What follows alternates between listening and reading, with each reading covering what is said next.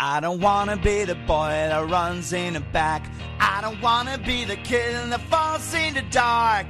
All I really want to be is the guy that gets that girl. Welcome to the AJ Steele Show.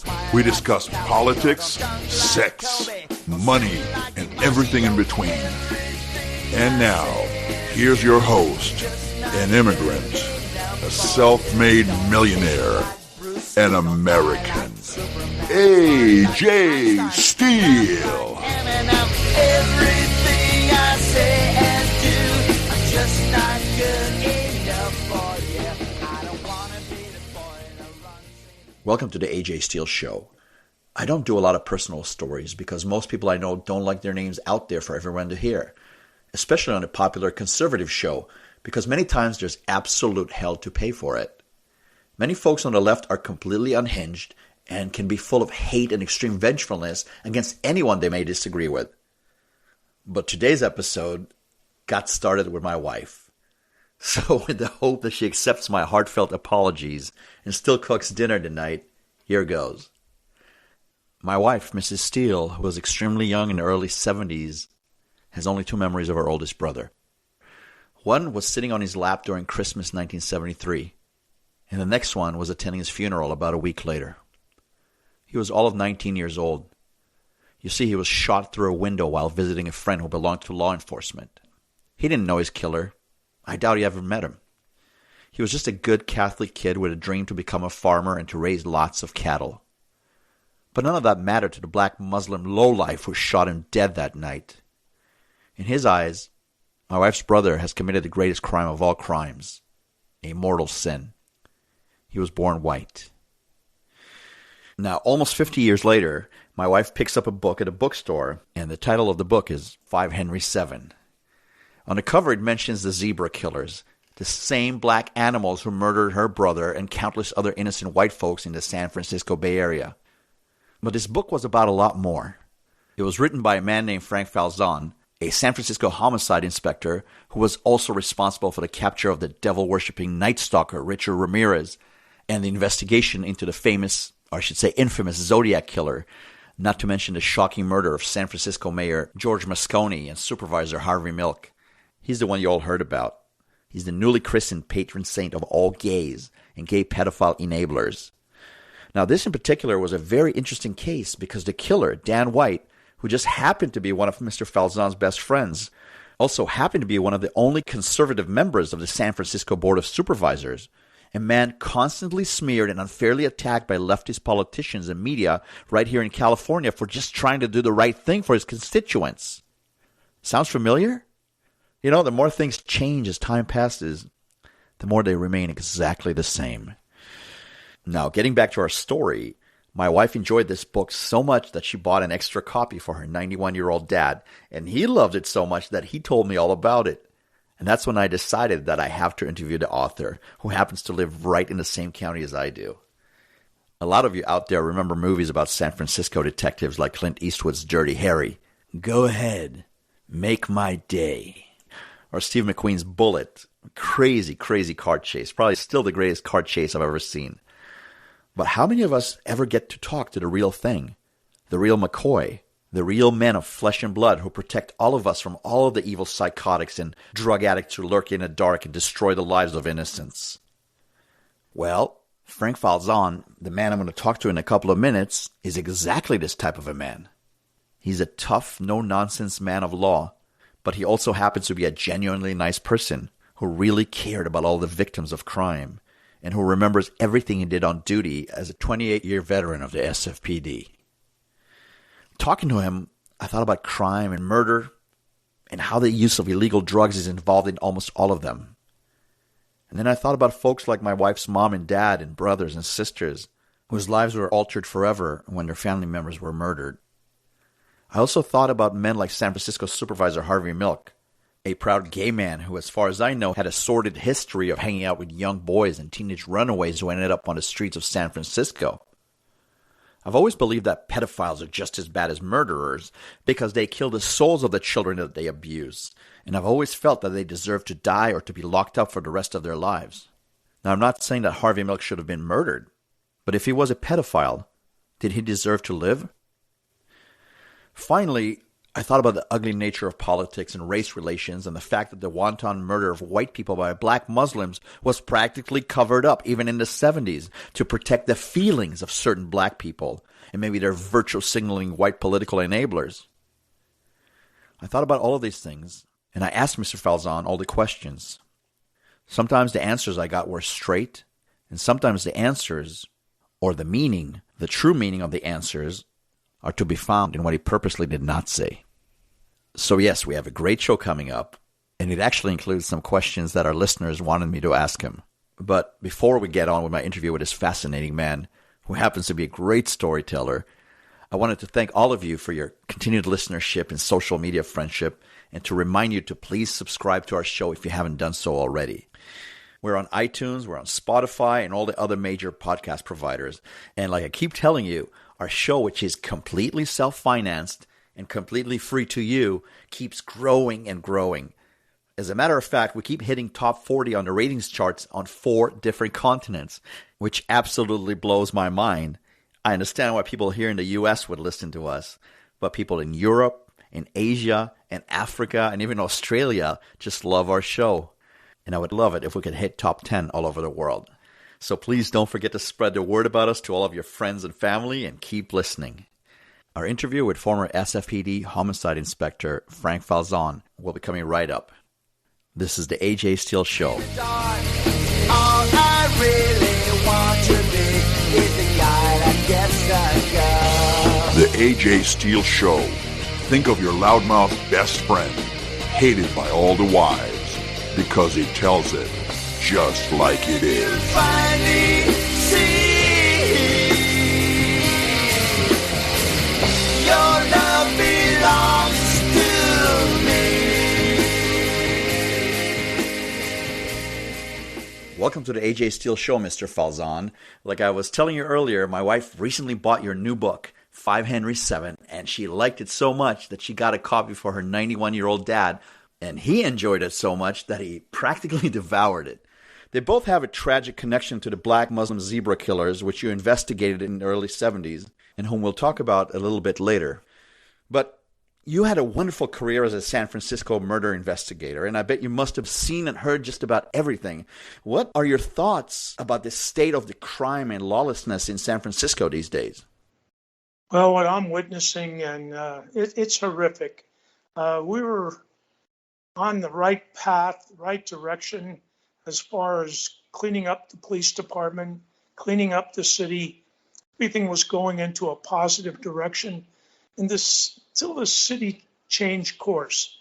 And I put it back to diversity. And I think we all agree diversity is a great thing. But when you lower standards to get to that diversity, you're not helping anybody or anyone. And in fact, you're actually hurting a city, and you're hurting a police department, and you're hurting a country. Yes, education is wonderful.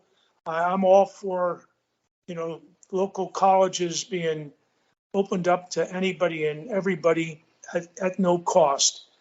City colleges, that's what they're there for. Community colleges give everybody an education. And those that want to strive, they can go on and have a higher degree.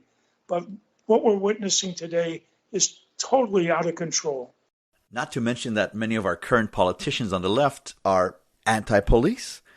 Now, something you and my audience may not know is that both my dad and my uncle were police detectives themselves. And so I know a little bit about the dangers and pitfalls that come with the job. But with all of the insanity going on these days, the defund the police movement and even the higher-ups in government who are attacking law enforcement day and night, would you even consider joining the police force today? I absolutely love my job as a homicide detective. I thought it was the epitome of police work, and I believed in what I was doing, and I felt sorry for the victims of crime. Today, the victims of crime are the forgotten people. When you read in the newspaper about victims, they talk about numbers. What they don't realize is those numbers are real people that have their life tragically disrupted. And my job, I got to meet those people personally. and it's very, very sad. And the sad thing about San Francisco is such a beautiful, beautiful city. And having been born and raised there, and I grew up in San Francisco, I went to high school. San Francisco, played sports in the city. Wow. I love San Francisco. The only reason I'm now living outside of the city is because of my wife and my career and my life being threatened. And my wife said, "You're just too close to the flames. I want out of the city. Otherwise, I'd still be there." Nothing like San Francisco. Oh, it's a beautiful place, and I don't blame you at all for leaving. What is it? The Rolling Stones had a song in the 60s called Sympathy for the Devil, and one of my favorite lyrics in it was, "Every cop is a criminal, and all the sinners saints." And it sure seems like that's the world we live in today. Sympathy for the devil. Do you think it's more difficult to be a police officer today than it was back when you got started? I would say 100% with certainty that today it's much more difficult on the policemen because they can't be a policeman. What I'm seeing and what I'm hearing is that they go from one run to another run. They become glorified newspaper reporters. They make reports and then the tour of duty is over. My day, we sought out crime. We were proactive. We would have informants. We would know when a crime was going to go down, and we would be there, and we would disrupt the crime and catch the criminal. It was a great job. We had camaraderie. The job got done. We were well paid for our work, and that era of the cop on the take, in my days, it was over, and righteously so. I mean, they were paying us well, and there was no need for any kind of skullduggery. There will always be the bad cop, and you'll always read about the bad cop. But fortunately, the people I worked with, 99% of them were just everyday, good, honest people doing a great job.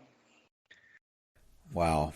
Yeah, those were different times, I guess. I know that everybody wants to hear about the Night Stalker, especially since the release of that extremely popular Netflix series that you were featured in, where they covered his gruesome murders and how your excellent work led to the arrest and the ultimate conviction of this monster.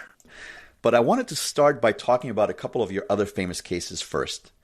One of them was in the early 70s when 4 black Muslim nationalists, later called zebra killers, went around San Francisco and Sacramento just murdering innocent white people for the heck of it. One of the likely victims was my wife's 19-year-old brother, who was shot in the back for the crime of being white. Can you tell us a little bit about this case and how you helped solve it? In the 70s, it was going to work to find out what was the next big case that would pop up, and it was crazy. We had the SLA, we had the Black Panthers, we had the Zebra, the Zodiac. It was insane. Patty Wow. Hearst. It was just one big case after another. I was honored to be in the unit and to work those big cases. And with the Zebra, unfortunately, because of the subject matter, black versus white, it was downplayed all over the country, except San Francisco had to cover it because it was a very, very frightening, scary situation. Now, the Zodiac case gets all kinds of media, all kinds of hype. And there's truly probably only one case that we can link to the Zodiac. It's the Paul Stein cab driver case. I know there's other cases in the North Bay that are linked to the Zodiac, but definitely the Paul Stein cab driver case was the Zodiac. So that's one murder. We had 15 murders that we know of, and historians now say during that period of time, the zebra killers were responsible for close to 72 murders. Very, very sad. And one night, the sun was setting. My partner and I, it was a beautiful night. We're out driving, working one of our homicide cases. And just when we were on Haight Street, we got to the cross street of Herman, we heard gunshots. And my partner says, "Frank, those are shots." I said, "You're damn right, Jack. It sounds like it's right around the corner." Jack turns the corner, and there's this car halfway into the driveway at UC Extension down near Market Street, and a lovely young white girl is hanging out of the open passenger door. She had just been shot. And Jack immediately jumps out, runs to her. I start to run after my partner. And it dawns on me, I'm useless. So I go back to the radio car and I put out the hottest call on the police radio, 406, woman's just been shot, suspect's still in the area, code 3 ambulance. What that basically told everybody in the city that was in a police car, we want you to respond to the area of Herman and Haight Street. Got it. Cars were swarming in everywhere, and they grabbed an individual. It happened to be, in the end, the first actual arrest in the zebra killings, a man by the name of Jesse Lee Cooks. I got a confession from him. It wasn't much of a confession, but it was enough to convince the courts and the jury that he was one of the leaders in the zebra killings. Well, how did you get the confession out of him?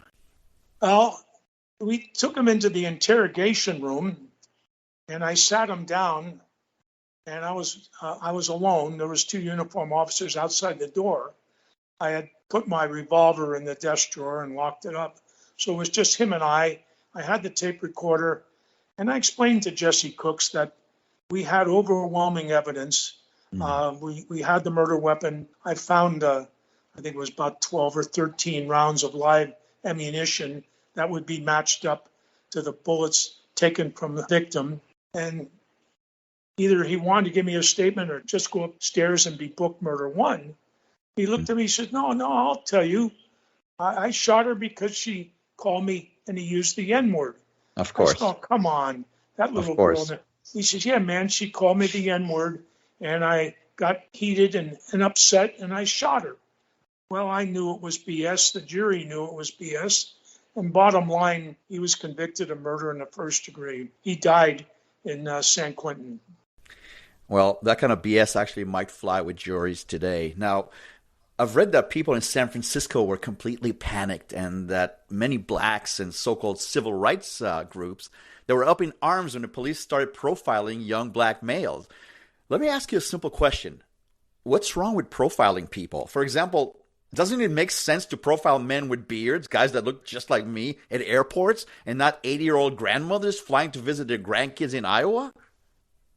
Well, the relationship, and it's truly sad, because I got to see both sides of the coin.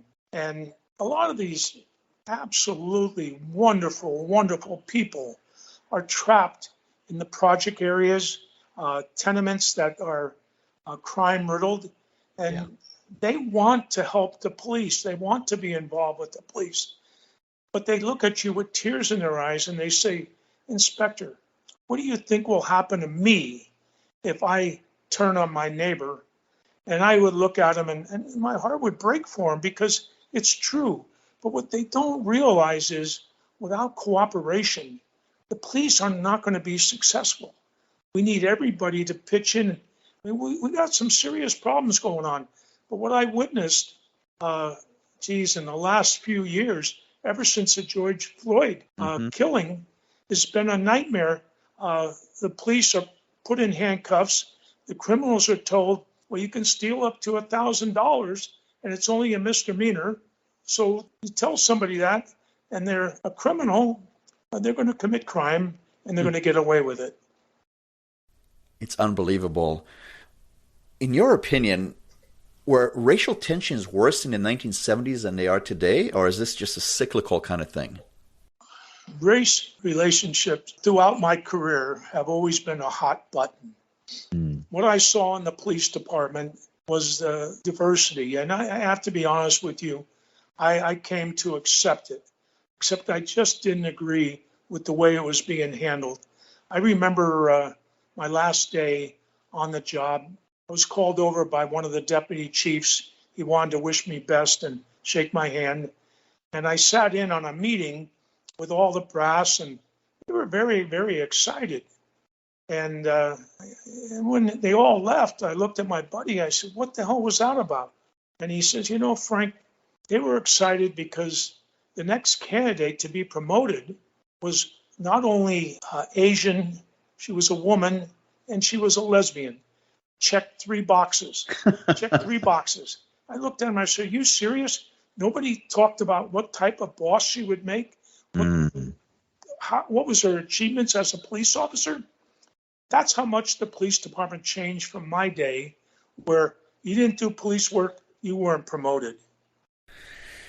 You know, you see that in fire departments now. You see it in the government. Heck, I mean, look at our Vice President, Kamala Harris. And you don't have to comment on that. But seriously, we have incompetence in positions of power because of their race or their sex or their sexual orientation. You know, let me take a short break. And when we get back, I'm going to ask you about another important case that you were involved in.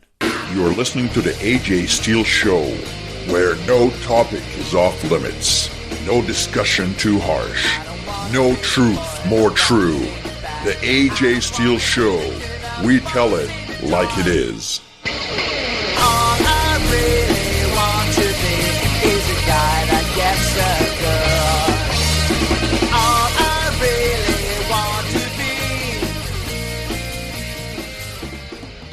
be. Welcome back to the AJ Steele Show. Mr. Falzon, another important murder case that you were involved with led to the famous Twinkie defense. In 1978, a former police officer and a good friend of yours, Dan White, shot and killed San Francisco Mayor Moscone and Supervisor Harvey Milk, who has recently become the patron saint of all gays in America. Tell us a little bit about this case. How did you get involved, and what did the killer, Dan White, tell you? Now, I think history will tell you Dan White and I were very, very close. We had gone to the same grammar school. He was younger than me. We both played baseball. Baseball was our life. And when I was growing up, I was a guy that would shag the balls for the older boys that were part of the University of California varsity baseball team. Well, I didn't know it, but Dan White, years later, was shagging balls for me.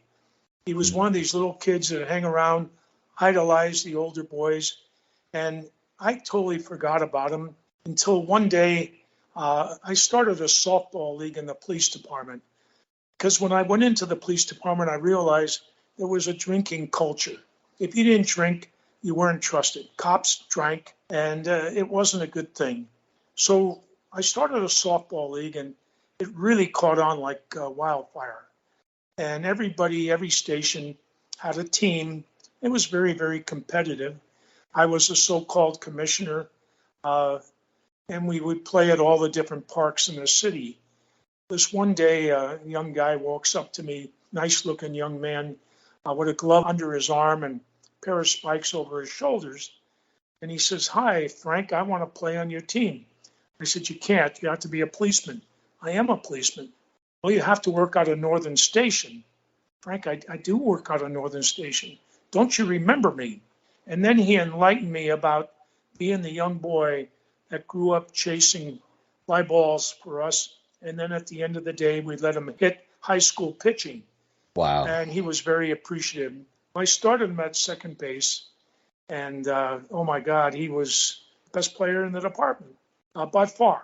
He ended up being our shortstop. And later on, I would take an all-star team statewide, and we would win 2 state titles. And Dan White was the MVP both years. So we had a very close relationship. I would say I was his big brother. He was a kid brother. The tragic day when Malcolm Moscone got shot, I was the on-call inspector.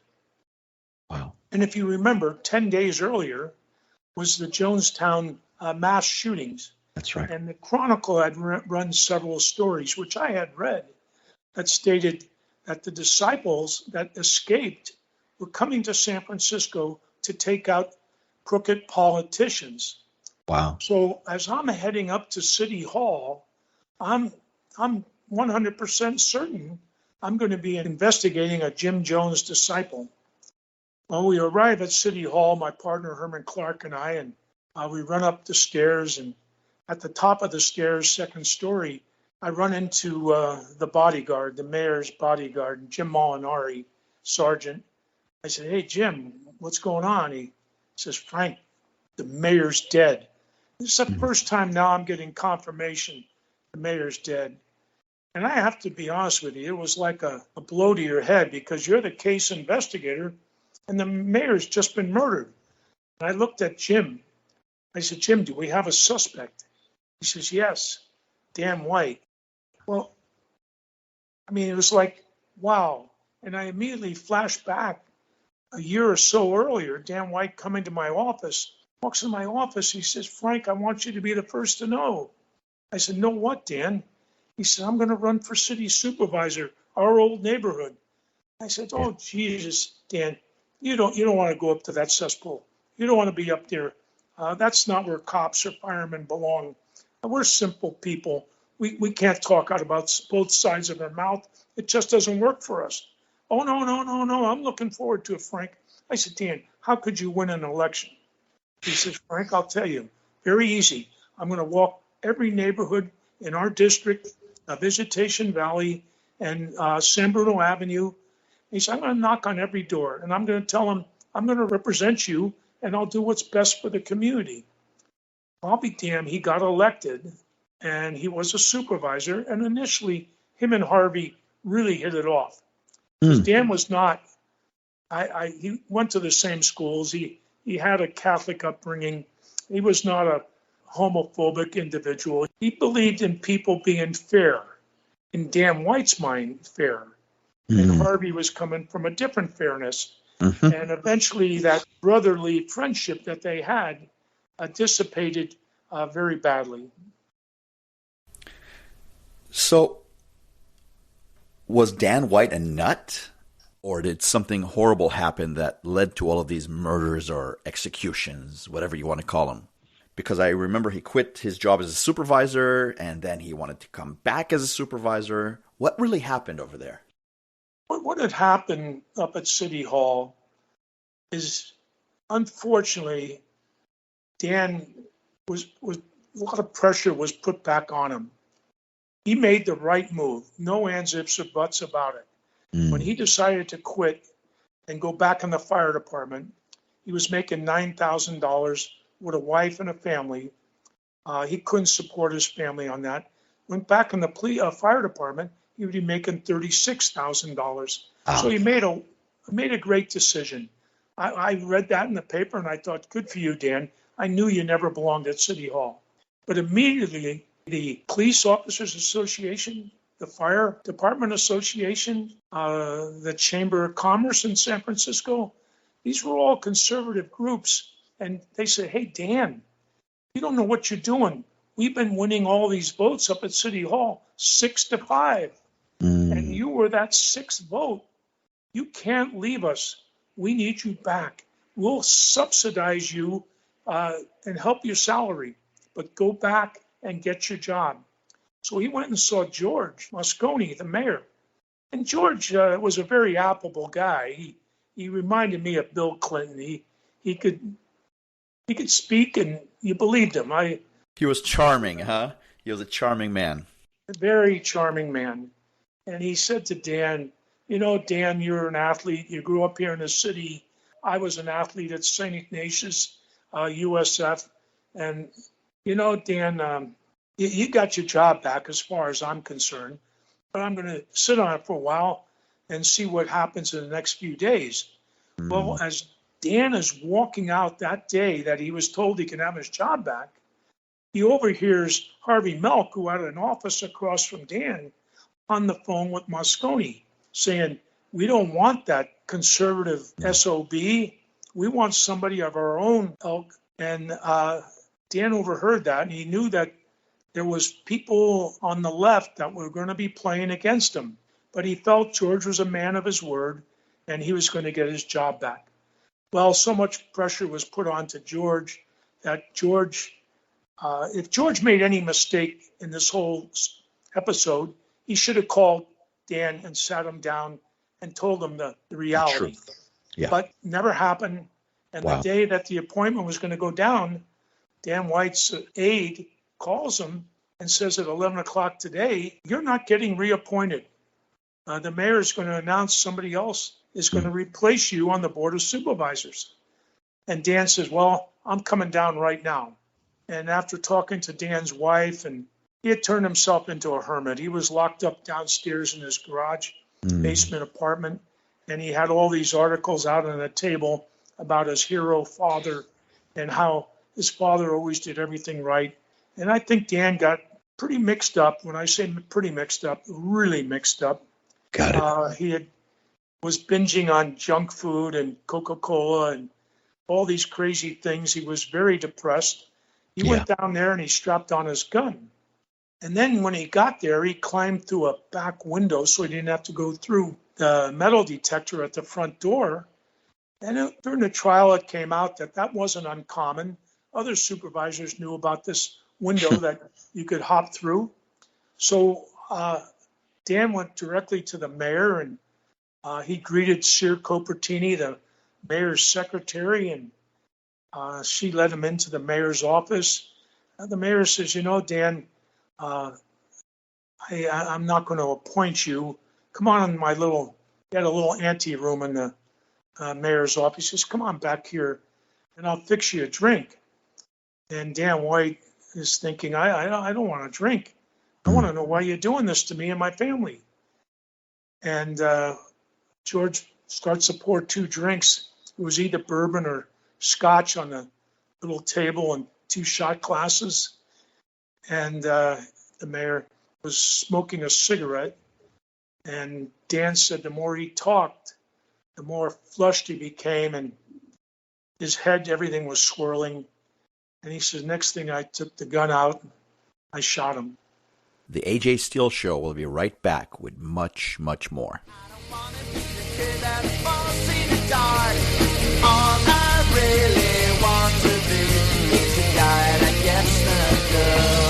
AJ Steele. Not right, not left, just right.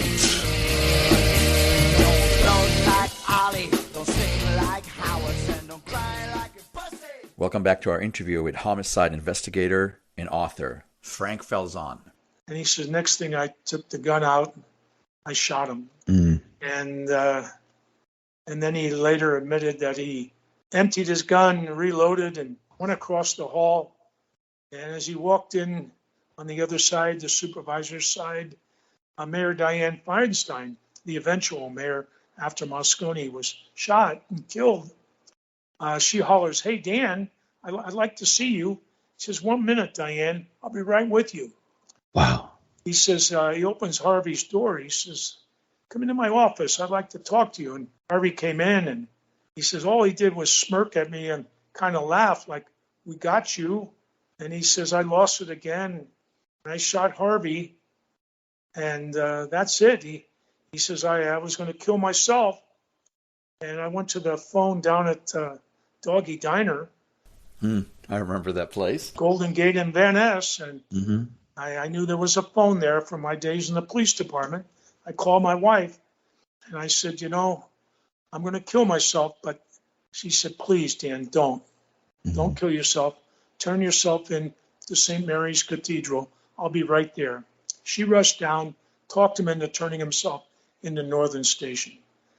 Minutes later, I'm in the interrogation room taking his statement. Wow. Now, I don't want to belabor this, but did he seem to you, you knew him, like a man who snapped? Was this a rash decision? Was this just culmination of a lot of things, a lot of anger over the years?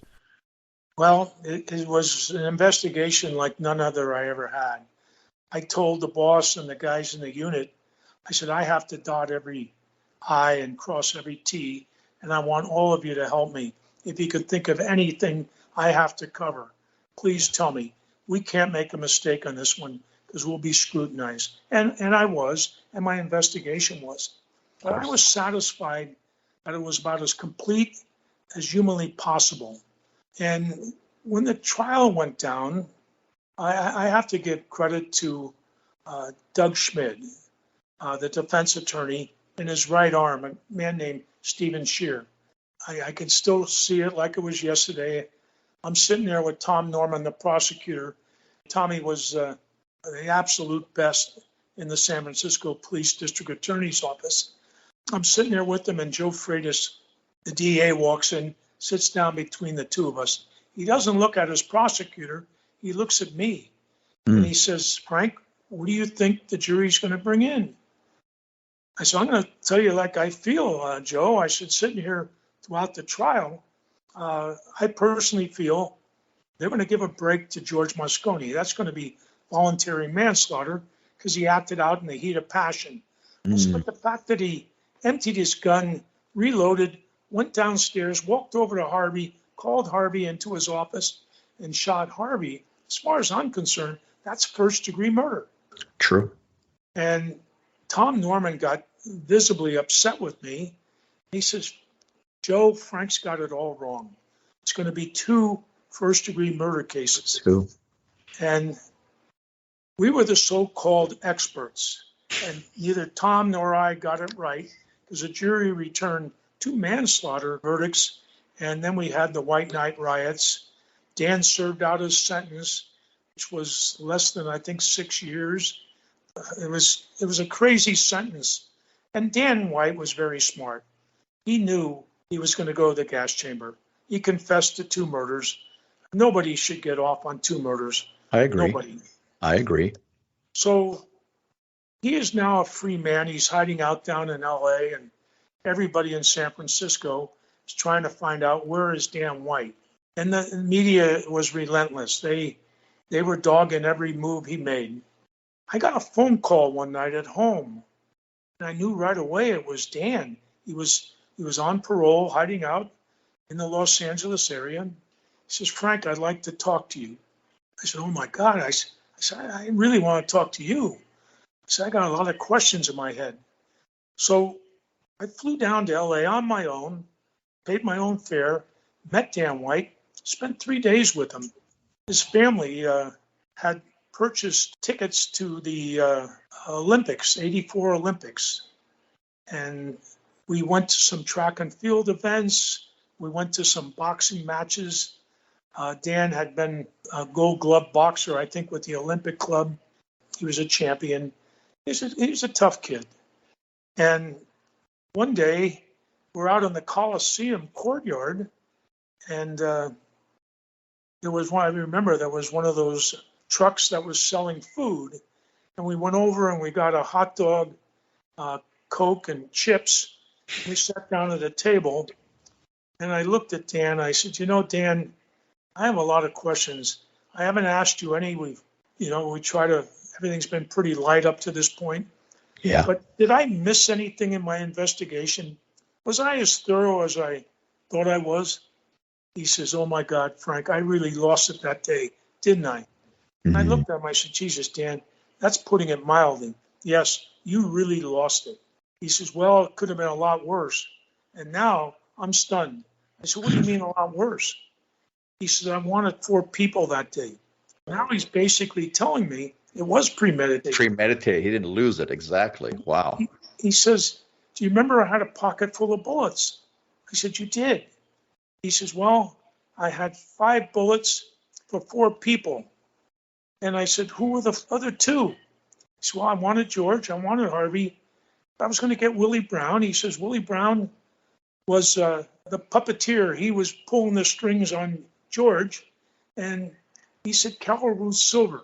Now, I know nothing about Carol. I said, why Carol Ruth Silver? He says, she was the biggest snake of the bunch. And interesting. I never asked another question. I was floored. That day, he says, and the 21st bullet was for me. He said, Marianne talked me out of taking my own life. And I said, oh, Dan, this is all so sick, so sad. I'm sorry. I'm so sorry. But I could see he was living a living hell between the 6 inches between his ears. He put himself in a prison that there was no way out. And soon thereafter, a Chronicle reporter named Susan Sword, she wanted to take me to lunch. And we're sitting at the luncheon counter, sitting across from each other, and she says, Frank, do you feel right? Do you feel it's right that your friend Dan White is free and George Moscone is dead? Harvey Milk is dead? And I said, oh, my God, no, I don't feel that's right at all. And I said, I'll guarantee you, Dan White knows it wasn't right. And the final chapter has not been written. I said, Dan White is living in a worse prison than any of us can put him into. And sure as hell, a month or so later, I'm back on call again, and I'm the cop that responds to his suicide. Wow. What a tragedy, a true tragedy for the people that he killed, for himself, for his friends, and especially for his family and his children. Now, thinking about what you said about Willie Brown, that's an incredible story, because had Willie Brown been killed, God forbid, none of us would probably ever hear of his later mistress, Kamala Harris. She would have never been a senator, which means she would have never been our vice president. And who knows, in the future, she might be our president. Unbelievable. Kind of a lot of ties here. And Willie Brown was a very, very powerful man, very intelligent man, too. Still is, as a matter of fact. So, well, what I know about Willie, and I go all the way back to the Fillmore days when I was working with a young, energetic police officer by the name of Eddie Erlatz. The two of us had the Fillmore beat, and Willie was working the pimps and prostitute, defending them, along with his crime partner, John Dearman, who became a judge. I had a lot of respect for Willie and John, because those two men really elevated the black community in my eyes. I think if somebody, and I could have been the person, or Dianne Feinstein, had been able to talk to Dan White, we could have talked sense to him, where none of this would have ever happened. But Dan was only talking to one person, and that was himself. And he wasn't giving himself the right information. So, like you said, Dianne Feinstein ended up becoming the mayor of San Francisco and eventually our congresswoman. But in the last 10 years or so, this whole case spawned the legend of Harvey Milk, who was a true scumbag as far as I'm concerned. I mean, there was a major movie made about him, and they have stamps, and there's a Navy ship, and even the San Francisco airport is named after him. And he's being celebrated by all the lefties in California as a hero. But let me ask you a sensitive question. Before they sanitized and made Harvey Milk into a saint, wasn't he just a creepy predator who used to pick up young boys and teenage runaways? Growing up in San Francisco, I heard about this from several sources, and I still remember seeing some photos of him with these young men that for some reason you just can't find on Google anymore. They've been scrubbed. Was he a predator or not? There's no ands, ifs, or buts. Harvey is today's martyr in the gay community, and he's glorified, and any tragedies that occurred in his life are forgotten. He is the one, when Dan White put a bullet in his head, he put a bullet in every closet, in every gay closet in America. And once they were out, you cannot say anything negative about Harvey. He is their saint, and Saint Harvey does nothing wrong. That's a very fair answer. Mr. Falzon, I'm going to take a short break, and when we get back, we will talk about the Night Stalker. I am AJ Steele, and this is the AJ Steele Show. All I really want to be is the guy that gets the girl. The AJ Steele Show. Think of your loudmouth best friend, hated by all the wives, because he tells it just like it is. Finally see your love belongs to me. Welcome back, Mr. Falzon. We just got through discussing some of your most important cases, which you expand on in your excellent book, 5 Henry 7. But we obviously can't ignore your most famous case, the Night Stalker. Tell our listeners a little bit about who this monster named Richard Ramirez was, and how it was that you, of all people, came to identify him and bust this whole case wide open. Well, initially, we were not involved. This was a terror in the Los Angeles greater area, Orange County, Glendale. The Night Stalker was hitting those areas. And at that time, he was called the Walk-In Killer and the Valley Intruder. Those were the names the paper came up for him.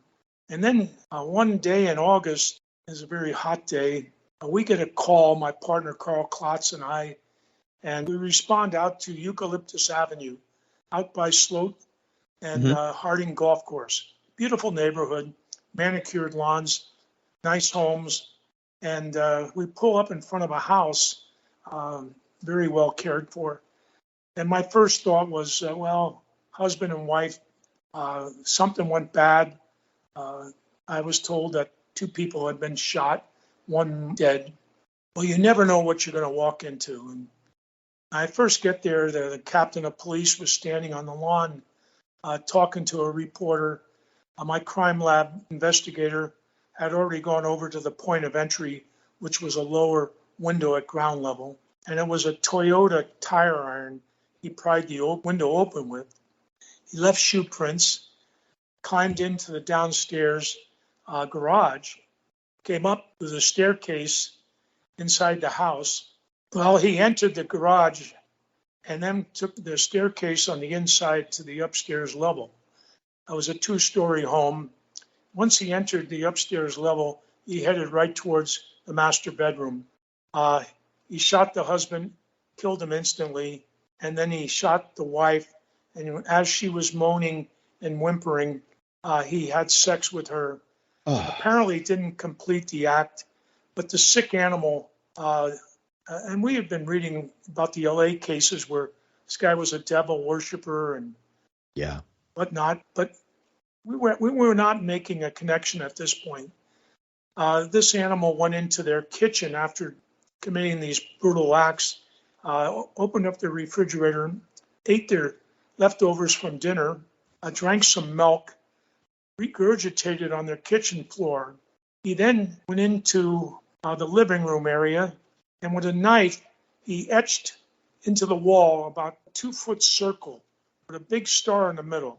It's a pentagram, the symbol of the devil. And he stood there and pleasured himself, completing his sexual satisfaction, and left a puddle on the floor. Sick, demented individual. And then he gathered up a bunch of items from the house, and particularly Mrs. Pan, who was the female victim, along with her husband, Peter Pan, took their jewelry and walked out and left. We didn't know what we had at that point. And we went down to the office and we put out an all-points bulletin regarding everything on our case. The crime lab technician pointed out to us several casings of an automatic weapon that were on the floor when he shot both victims.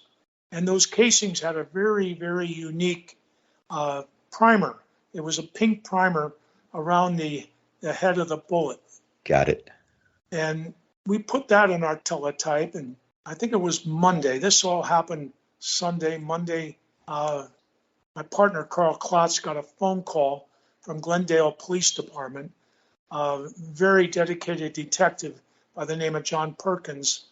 John tells Carl, I'm working a similar case down here, and Carl's listening, and they're describing everything that happened. And then John Perkins says, we have casings with a pink primer. And as soon as he says pink primer, Carl lights up like a Christmas tree. Got it. He tells me, and immediately we get the ballistic expert to fly down to Los Angeles to do some ballistic comparisons. We hit a home run. So we're now tied in all those murders down in Los Angeles and the Los Angeles greater area.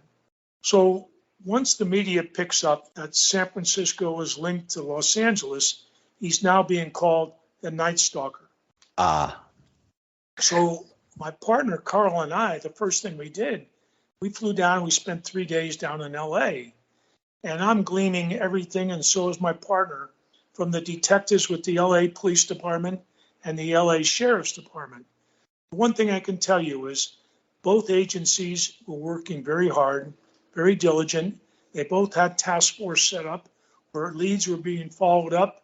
And it seemed like both teams were doing the utmost. But one thing they weren't doing, they were not working together. In that jurisdiction, it's very obvious that you catch the worst killer ever, you get the publicity, you get the book, you get the movie rights. So they're not sharing with each other. But fortunately, they were sharing with Carl and I. And we gleaned everything And the biggest thing we returned to San Francisco with is that the suspect had a first name of Rick. And what we were told by two Los Angeles Police Department detectives is that a solo motorcycle cop in LAPD made a stop of a Toyota. And he was known to steal Toyotas, use the tire iron to pry open windows. Stop is made. The officer asked to see ID. The only ID he could show was a dental card that said Rick, no last name. So the officer says, I'm going to have to take you in. He said, this is not identification. And at that time, the individual bolts, jumps a fence, runs through a park, and gets away, leaving the car there with the solo motorcycle cop. So the two LA homicide cops felt 100% certainty that Rick was the name of the suspect. Got it. So when I got back to San Francisco, I'd been thinking, what could we do? Move this case forward. I pulled all the reports because I'm figuring if this guy is a burglar, he may have hit some houses where people weren't home, and we might have evidence that can link him. Ironically, the house out on Baker off of the Marina Greens, owned by Dr. Soroyan and his wife Marie, a very prominent dentist in San Francisco, several days earlier had been hit by a burglar. There was a print found on the back window. And what we come to find out later is Rick had climbed through that bathroom window. Husband and wife were out to dinner. They had a niece and her girlfriend still in the house. They went downstairs. They had gone to sleep early. It saved their life because he's trashing everything upstairs, collecting all the valuables, dumping Marie Soroyan's valuable jewelry into a pillowcase and anything else he could find of value. And then we know later is he looked out the window and he saw a car in the driveway, which was Mr. and Mrs. Soroyan returning home. Oh, wow. And the reason we know that is because when the criminals went there, the drapes were pulled back. And Mr. and Mrs. Soroyan said, that's not the way we left the drapes when we went out. So when they're pulling into the garage and coming up the inside staircase, he's going down the outside staircase with a sack full of their valuables. The break comes in the case when the uniform officers, ironically, one of them happened to be my son, Dan Falzon, he went out and made a beautiful report. And in the report, he lists all the items that were stolen. And one of the items, Dr. Soroyan had put his driver's license number on the inside of a gold bracelet with diamonds he had given his wife. That bracelet ends up down in Lompoc. An informant turned it in to a Sergeant Harry Height in Lompoc Police Department. And so we get a hit that bracelet's been recovered. So I called Sergeant Harry Height and we had a pleasant conversation. He says, look, I talked to your burglary detail. They said it's not the Night Stalker. And I said, well, I have to decide. It's my case. I want to talk to your informant. He said, well, let's get something straight, Inspector. I'm not giving you my informant. And I looked at him. I didn't look at him. I spoke to him and I stood up at the desk. And I remember my voice got very loud because everybody in the detail was looking at me.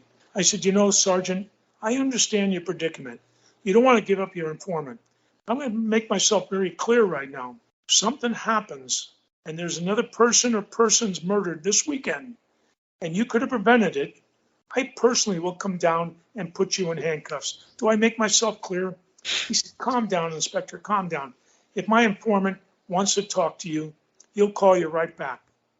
Right off the phone, seconds later, the phone's ringing. It's the informant. He said, yes, that bracelet was given to my mother-in-law. Her name is Donna Myers. She lives over in San Pablo. She got the bracelet from her boyfriend, Armando, who gave $20 to Rick. Bingo, Rick. See. So I'm very excited. My partner, Carl, wasn't so sure we were on to anything concrete. I was 100% certain. I could just feel everything in my body building up. So I looked at Mike Mullane, another inspector that I really had a great deal of respect for. I said, Mike, I think this thing's going to blow up today. Would you mind coming with us? The AJ Steele Show will be right back with the exciting conclusion of the Night Stalker case and some listener questions. Don't go anywhere. You are listening to the AJ Steele Show, where no topic is off limits, no discussion too harsh, no truth more true. The AJ Steele Show, we tell it like it is. All I really want to be is a guy that gets the girl. All I really want to be. So the three of us left heading over to San Pablo. We stopped in at the San Pablo Police Department, talked to the chief, great guy. He said, thank you for letting us know you're going to be working in our territory. I said, Chief, do you have anybody you can send with us? Because, you might as well have somebody involved in this from your department. He said, absolutely. So I'm going to give you my best man. Calls in a man named Detective George Spencer. So George Spencer and I get into the San Pablo car, and Carl and Mike Mullane are in the other car, and we head over to Donna Myers. And when we get to Donna Myers, it's unbelievable. Everything she says is spot on. He wears a baseball cap, AC/DC. He wears a black jacket, members only. He has rotten teeth. All the stuff we had gleaned down in Los Angeles from witnesses. Yeah. It's all hidden. We're not missing anywhere. So I said, how do we find out Rick? She said, well, Rick is my boyfriend's best friend. Came from El Paso, Texas together. Who's your boyfriend? Armando Rodriguez. So next step is, Mike, would you stay here with Donna? I don't want her using the phone. And the San Pablo detective, Carl, and I, we head over to El Sobrante. We get to Armando's house. It's set back up about 150 feet up a long driveway, and it's got a gated front. The gate's about 12 to 15 feet high, so there's no way to get in. So I look across the street, and fortunately, it's right where the El Sobrante Fire Department is. Walk across the street, the three of us, and we go in, and the fire department's very receptive, and they let us use their phone. I call Armando. I told him who I was. I said, I'm a homicide cop, and I have some very, very important news for you, and I think you should listen to it. He said, well, tell me. I said, no, it's not something I can say over the phone. Come down to the gate. I'll meet you at the gate. So we walk back across the street, and sure as hell, here comes Armando, except he's got two Doberman pinchers on leashes, and when they get to the gate, these dogs are growling at me. They said, what does you want, man? What is it you want? And I said, what I want is to talk to you alone without two dogs growling in my face. I'm not coming out. I said, well, come out if you want to know what I have. The information is very important to you. I wanted him to think that maybe someone in his family, some tragedy had happened, and he needed to know it. So that's the message I was conveying. So I turned around. It was a bluff. I was walking towards the San Pablo car like, I'm leaving you. And all of a sudden I turn around. He's on the other side of the gate. The dogs are still behind the gate. I looked at him, and with complete compassion, I said, I need your help, Armando. He started using the F word. What the F do you want with me? And I said, well, your friend Rick, I need to know his last name. F you. Look, Armando, please. He said, let me tell you something. And he's swearing every other word. My friend Rick, when he was in L.A., murders were happening in San Francisco. When he was in San Francisco, murders were happening in L.A. I know this. He's my friend. So I know he's not the Night Stalker. I said, well, it's not your job. It's my job. Give me the last name, and we're good. You can go back in your house. F you, you MF, and he goes on. And so I pat him down. He didn't have any weapons. My partner, Carl, opens the back door. I place Armando into the back seat. Carl goes around. He's sitting behind the driver. The driver was the San Pablo detective behind the wheel. I get in on the passenger side in the front. So now I'm leaning over looking at Armando. From the prior to getting into the car, I look across the street, and there's 6, 7 El Sobrante firemen standing out in front watching everything we're doing. So as I'm leaning over the seat, I said, Armando, we've been very kind to you. He says, F you, you put your MF hands on me. Who the F do you think you are? I said, Armando, none of this is necessary. All we're asking for is the last name. And I get another barrage of F you, you MF, and so forth. And I'm looking at him, and I guess in frustration, I had a fist sitting on the rest of the front seat, the top part. And he looks down at my hand. He goes, oh, tough, MF. You want to fight. And his hands came up. His hands come up. I've learned instinctively, you're challenging me to a fight, and I'm not taking the first punch. When his hands came up, my right hand flew into the back seat. I hit him across the left eye, and he fell over onto my partner, Carl. Carl pushed him upright, and he dabbed underneath his eye. There was a half-inch cut. He dabbed on it. He looked at the blood. He said, look what you did to me, you mother effer. He says, is that as hard as you can hit? And his hands come up again. I said, no. I said, I'm going to be honest with you. It's the first time, I'd say thousands of interrogations, I had never used my hands or thought of using my hands. But by this time, we had been close to 2 weeks involved in this case with no sleep, and I was totally exhausted. I wasn't putting up with any more of his garbage. I said, I'm going to show you how hard I can hit. To this day, I'll never know if I was bluffing or not. I said, I'm going to split you from the top of your head. I called him Pretty Boy. He's a nice-looking guy. I said, Pretty Boy, I'm going to split you from the top of your head all the way down to the crack in your behind. And I started over the seat, looking like I'm going to throw the most powerful blow ever. And he threw up his arms in a cross, and he said, Richard Ramirez. Those 2 words broke open the Night Stalker case, solved our case, the 15 cases down in L.A., and also we were able to add on 2 more cases. We ended up with 5 murder victims in San Francisco. So we had cases in our end that we were able to clear up. Wow, that's an incredible story. It's a part of the history of crime. You know, you were telling me how Richard Ramirez had really bad teeth, and look where you got the evidence that led to his arrest. Stolen property from the home of a dentist, and a dental card with the name Rick on it. Kind of poetic justice, no?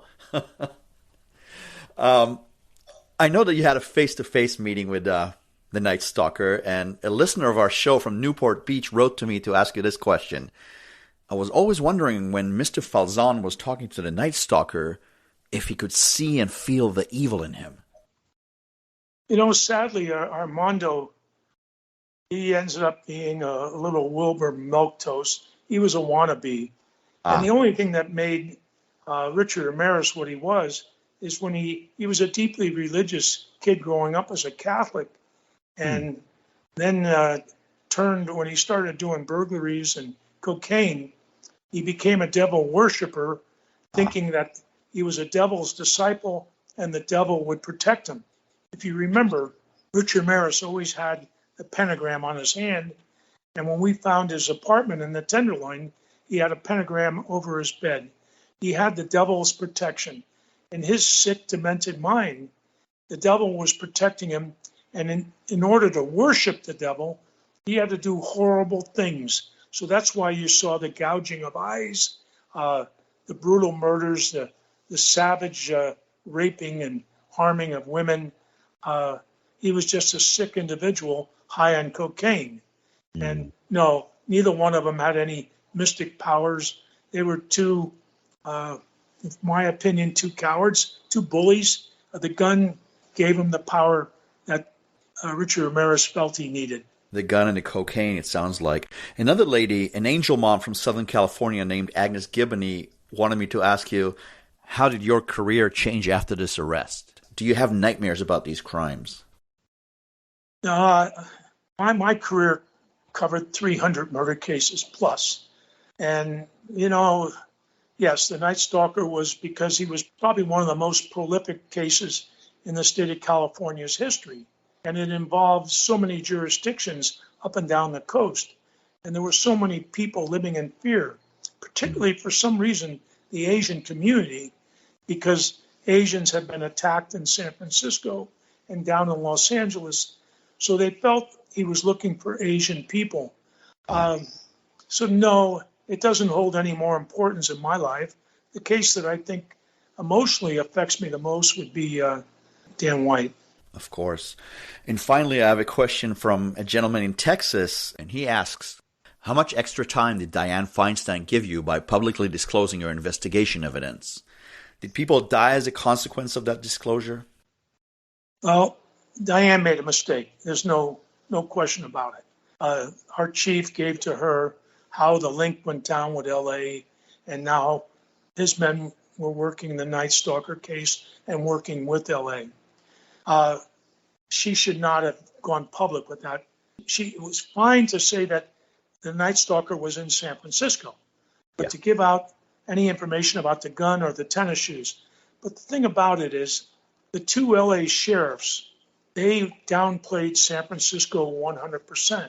They never gave credit until pinned down on the Netflix series when one of the last questions is asked is, did San Francisco identify the Night Stalker? And the detective said, yes, they did. But up to that point, you said San Francisco to the media, and they would immediately say, oh, their mayor blew it, hurt our investigation. So we weren't treated fairly. And I kept my mouth shut. My partner passed away. Richard Ramirez passed away.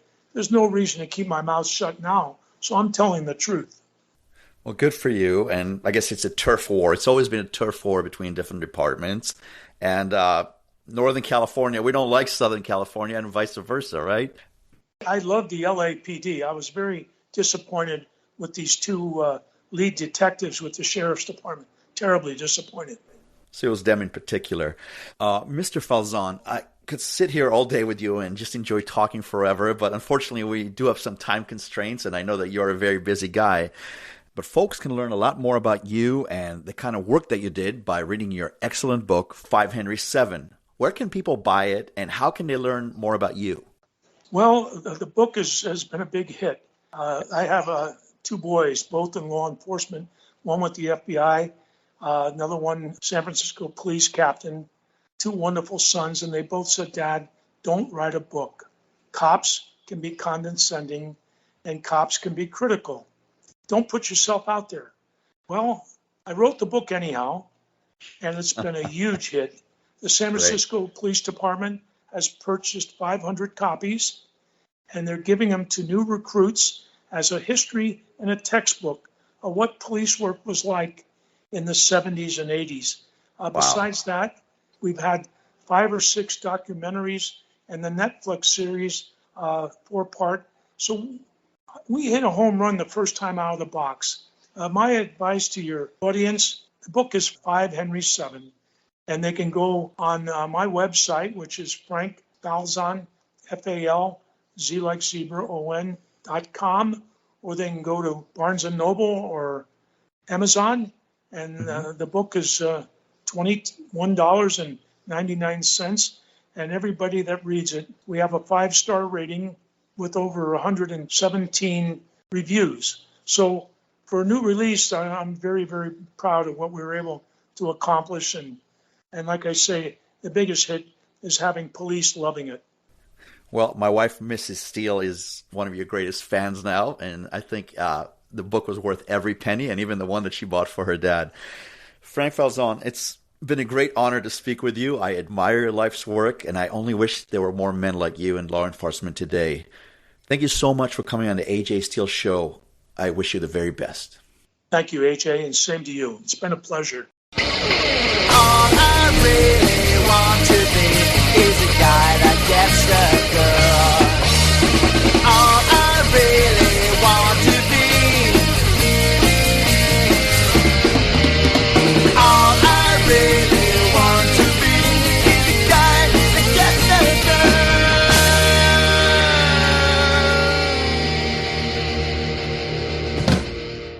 girl. The AJ Steele Show, copyrighted 2023.